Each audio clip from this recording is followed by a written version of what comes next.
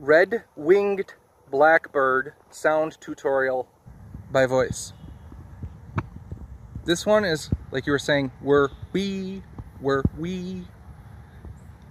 we're, but your pitch is going up, down, and then the up, down, the up is just one note, and the down, the whir is one note, wee is several notes of vibrato, and that's where you get your colorful melody of the red-winged blackbird.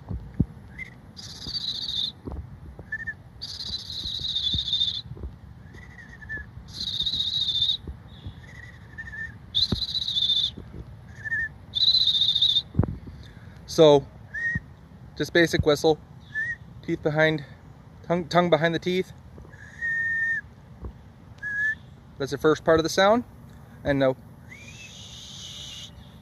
is about the pitch you want your whistle to be, maybe a little different. And then you add the gargle of a uvula oscillation.